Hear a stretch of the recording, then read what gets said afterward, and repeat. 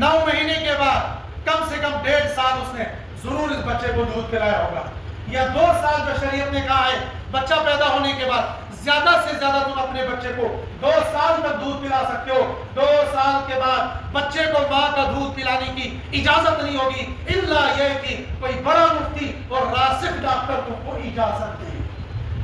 اس زمانے کے اندر ہم لوگوں کی یہاں مفتی ڈاکٹر ہے، مفتی کی کوئی ویلیو نہیں ہے۔ ڈاکٹر جس فلان نہ تشید کمرس دور تشید کوٹھن دور، اگر تو رکوع کرے اگر تو سجدہ کرے چون دور بڑی زیادہ ہے، اس لیے چپازی کرسی پر نماز پڑھنا۔ مفتی صاحب نے پوچھا کرسی پر نماز کیوں پڑھ رہے ہو؟ تو بندہ نشنا کمرس دور نشنا کوٹھن دور، تو بندہ رات اس تو خاندرس ہوتی تاکہ اس تو سوم میزن مات کھاون تاکہ اس نے تو کوٹھن دینا دور کمرس دینا دور مشین مزن دہان پنان بون میڈم کا جس سے کوٹھن دور کمرس دور، تو بندہ نشنا ڈاکٹر بون مطلب گویا اس بندے کے پاس ڈاکٹر مفتی ہے، مفتی کی کوئی ویلیو نہیں ہے۔ یہ بھی امت کا المیہ ہے اور امت کی تباہی کا ایک ذریعہ ہے۔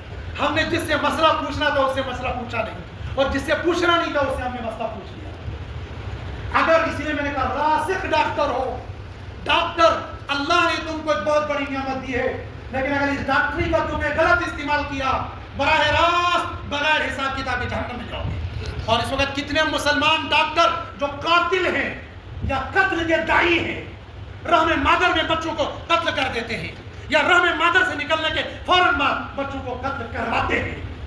وَمَنْ قَتَلَ مُتَعَمِّدًا فَجَزَاؤُهُ جَهَنَّمُ، جو بندہ جان بوجھ کر قتل کرے گا اس کی سزا ہمیشہ کی دوزخ ہے۔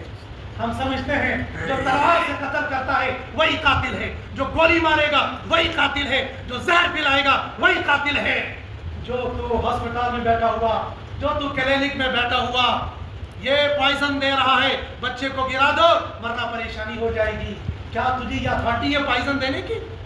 کیا تجھے اتھارٹی ہے آپریشن کر کے بچے کو زندہ درگور کرنے کی؟